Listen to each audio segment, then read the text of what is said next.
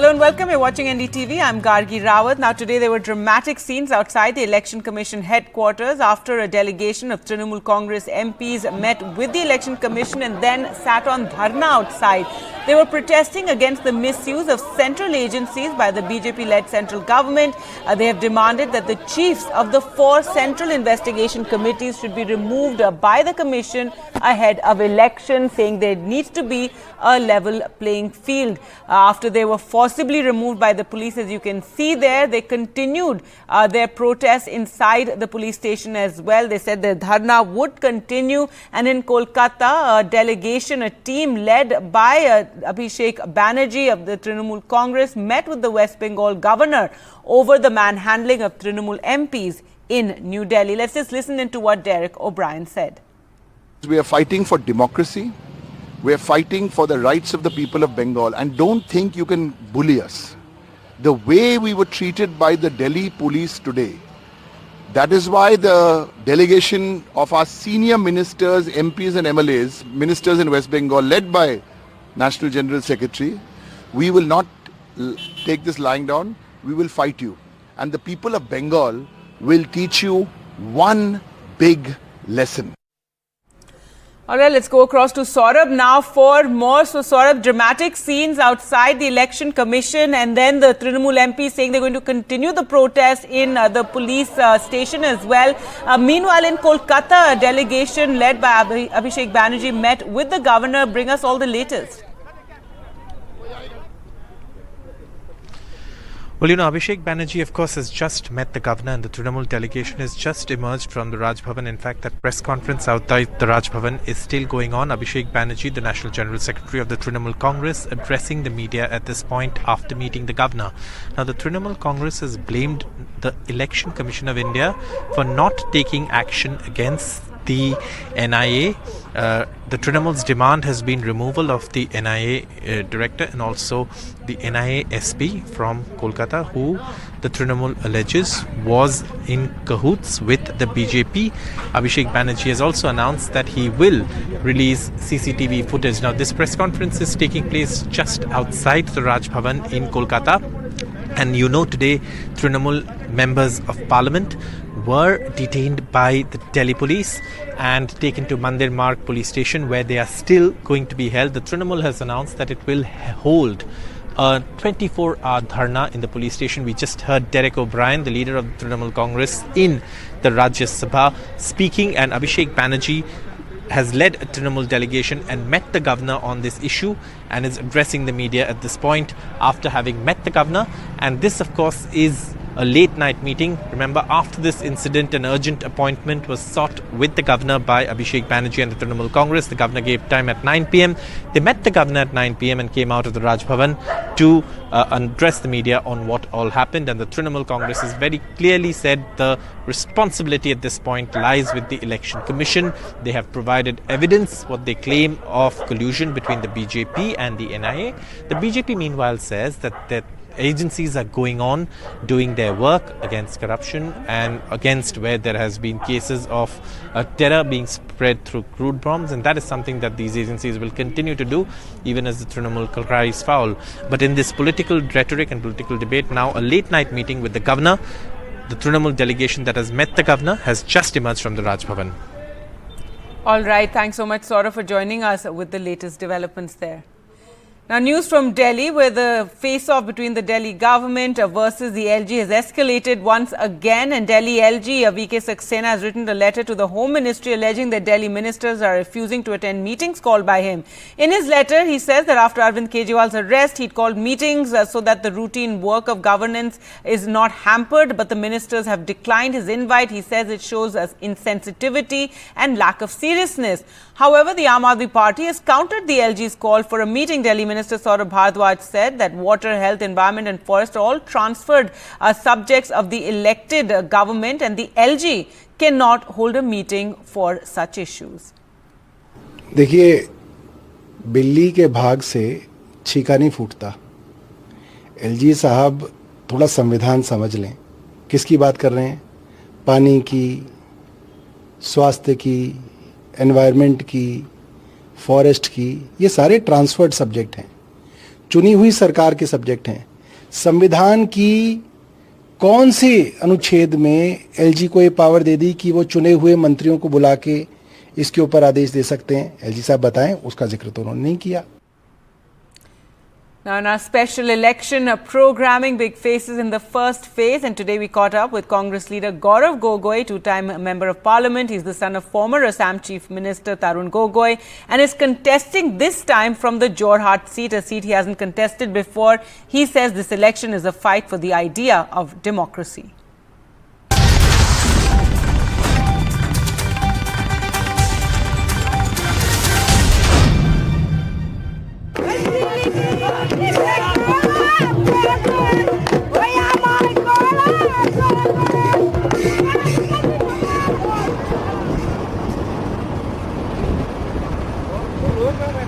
You are contesting from Jorhat, a seat which was seen as a Congress stronghold. Your father in the 70s, I remember, have been elected from Jorhat twice.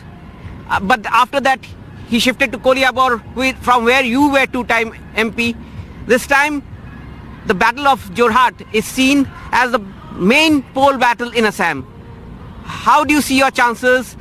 You have been meeting people. What are people telling you?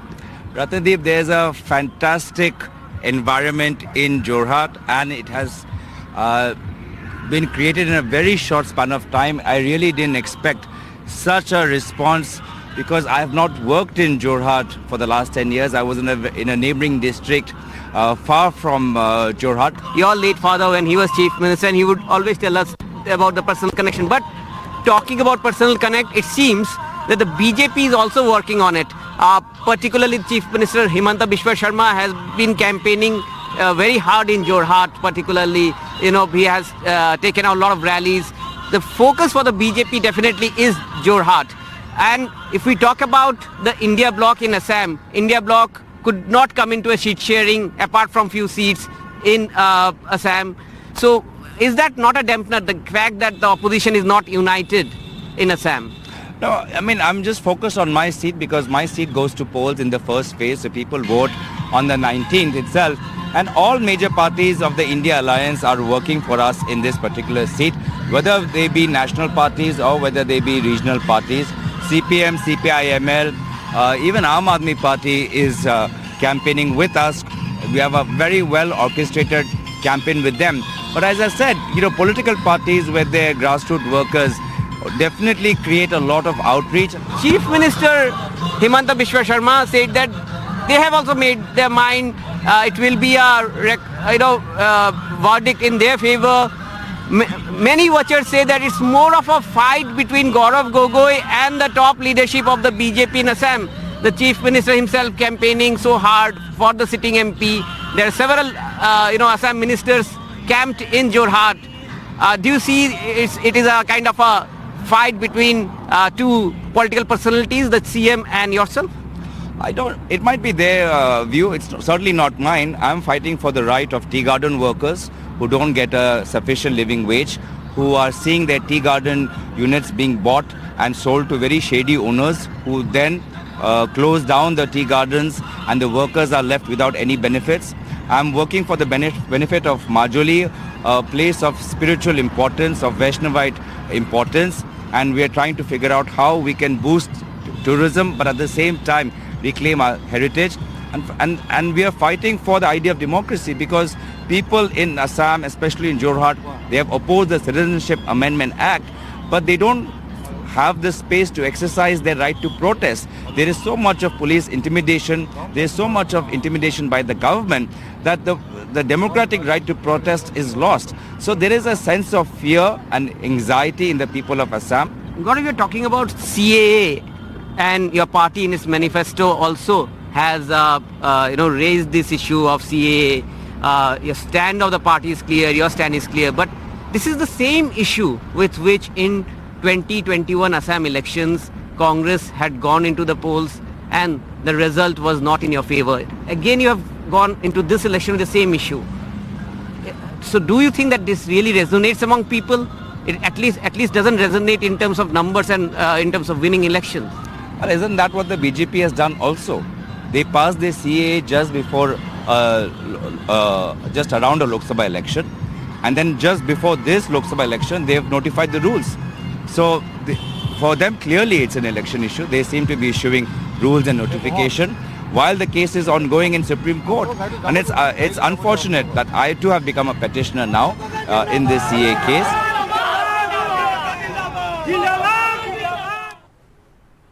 In a major development, the Supreme Court reinstated the woman Coast Guard officer in service. Priyanka Tyagi, a pilot in the Coast Guard, was denied entry in permanent commission despite outstanding achievements.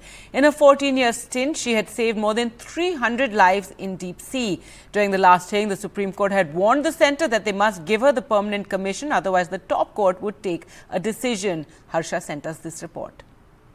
Well, really a landmark judgment by the Supreme Court in the case of Priyanka Tyagi, who's been given a permanent commission in the Indian Coast Guard. She's been reinstated with a permanent commission after the Supreme Court stepped in. Now, a very interesting case because she was on a short service commission. She was part of that all-women crew that were looking at aircraft maintenance on the high seas.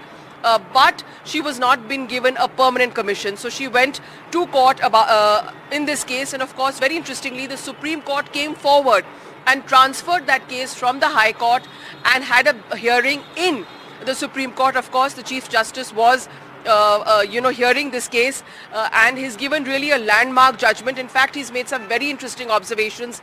He said that, earlier women were not even allowed in the bar. But now they are fighter pilots, and if they are fighter pilots, they are doctors, they are, moving, they are flag bearers in society, then why can they not serve in the high seas? Very, very interesting comments, interesting observations, and a landmark judgment by the Supreme Court allowing Priyanka Tyagi to get a permanent commission in the Indian Coast Guard. In fact, in February, when this case had come up for hearing, the court had remarked that they found that the government had a slightly patriarchal attitude. They were not convinced by reasons given by the Coast Guard on why they shouldn't have women as permanent commission. But now, landmark judgment, the Supreme Court reinstating Priyanka Tyagi, and that's one step more for women power with the Supreme Court, standing up for women in all walks and all fields of life. With that, time for us to slip into a short break. More election news coming up on the other side. Stay with us.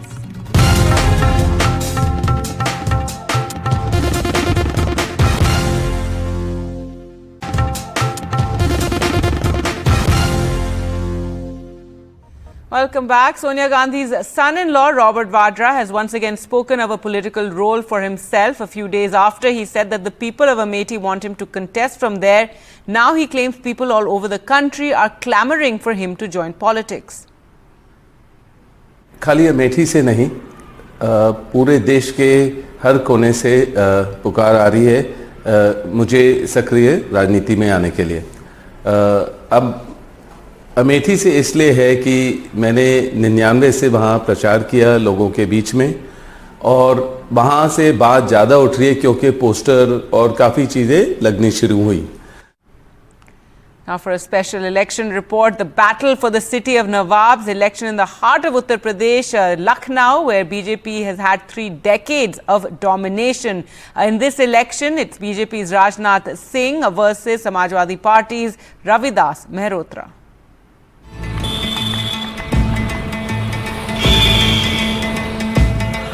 In the heart of Lucknow, capital of Uttar Pradesh, India's most populous state with a massive 80 Lok Sabha seats, Naushad, one of the last Gulabo Sitabo puppeteers, a traditional but dying art form that tells the story of the vibrant old Lucknow, says he fondly remembers performances at late BJP stalwart Lalji Tandon's Lucknow home and at the homes of other prominent Lucknow-based politicians. ये भाई सिताबो हैं और ये गुलाबो हैं। ये 2 kilo मक्खन खा गई एक बड़ी गेट पे, और ये अमीनाबाद वाली गड़बड़ झाले की है। ये कठपुतली पहले जमाने में चलती थी, नवाबों के जमाने में ये नवाबों की चीज है, पूरी दुनिया में नहीं मिलेगी गुलाबो Sitabo. While Naushad's Gulabo Sitabo might not have many takers now, but he fondly remembers his performance at the late Atal Bihari Vajpayee's birth anniversary. The stalwart, who became the first BJP MP from Lucknow in 1991 and won it 5 consecutive times. The peak of the Ram Temple movement in the late 80s and the early 90s coincided with electoral gains for the BJP in many parts of the country. The BJP won Lucknow for the first time in the 1991 Lok Sabha election, with Atal Bihari Vajpayee being chosen as the MP. The city chose former Prime Minister Vajpayee as their MP for 5 straight terms. And the BJP has not lost Lucknow in over 3 decades now. From 1991, the BJP has been winning the Lucknow seat every single time. Atal Bihari Vajpayee, Lalji Tandon, and now the BJP has fielded their sitting member of parliament, Rajnath Singh, the defence minister.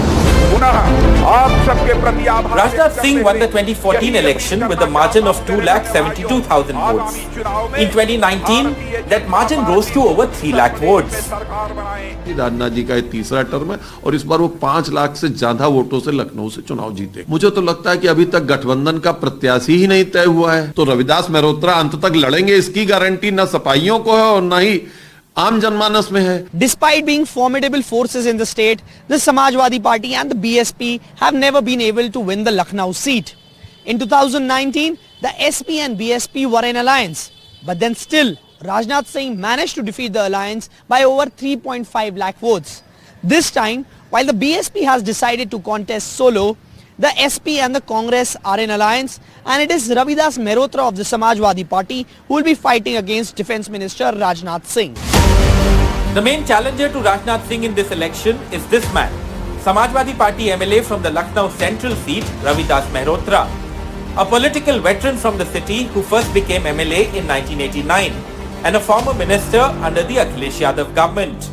जो Bharatiya Janata party के सांसद हैं, उनको लखनऊ की जनता से, उनके कष्ट से कोई मतलब नहीं। हम लोग लगातार जनता के बीच में रहते हैं, चुनाव के दौरान भी जनता से मिलने का काम कर रहे हैं।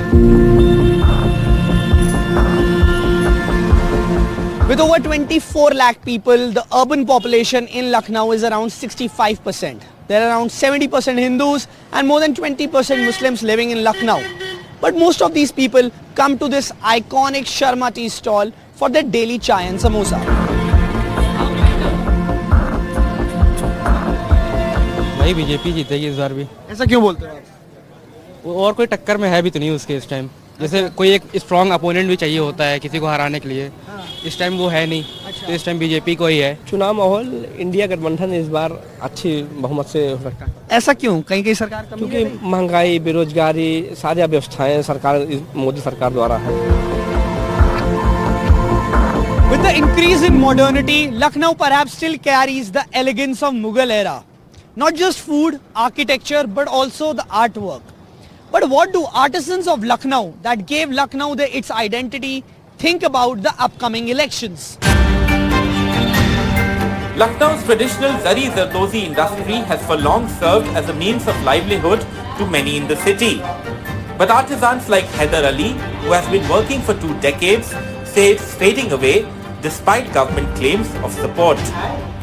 In politics, there is a very old saying that the road to Delhi passes via Lucknow. In this crucial election of alliances, there is a special attention on those who are going solo. The BSP has put their candidate in Lucknow as well, Sarwar Malik. Now, with the BSP entering the poll battle, who will it actually benefit? The NDA bloc or the India bloc, or can BSP take the Lucknow seat? The people will reveal their choices on 4th of June. With camera person Virendra Kumar Saini, Tanish Punjabi for NDTV. As the election heat picks up in Karnataka, capital city of Bengaluru is losing its cool with record-breaking temperatures observed every day. The netas are already sweating it out. Just how are they coping? Pratibha reports.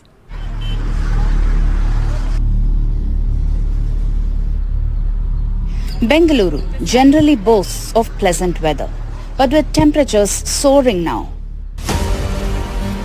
Political parties are realigning their campaign strategies to beat the heat. BJP MP candidate PC Mohan sticks to a light diet while trying to keep himself hydrated as well.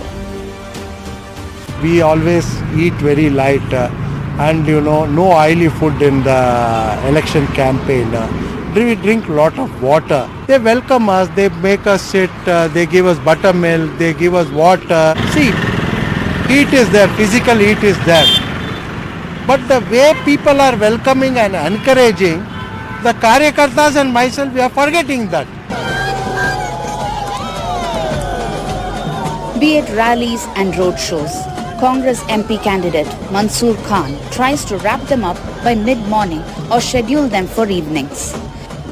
It becomes important for netas to not just protect their health, but their workers' health too. We are trying to avoid rallies when it's really hot between the 12 to 4 p.m. But at times we may not be able to, we will have to, so if the campaigns are going indoor. We may be the candidates, but it's the workers which make the whole campaign possible. So it is extremely important that we keep their health in mind and their welfare in mind as well. The Garden City has already recorded 38 degrees temperature, and the heat could possibly touch 40 degrees Celsius for the first time in Bengaluru's history. After grappling with water woes, Bengaluru residents are already finding the summer too hot to handle. Sizzling heat in Karnataka is throwing a wrench on the usual political fervor during election season. Most officials are predicting summer showers next week, and politicians are gearing up for intensifying their campaigns along with adding color with a cool head. With camera person Govt, Pratibha Raman in Bengaluru for NDTV. Well, that's it from me for the moment. Thanks for watching. News updates continue on NDTV.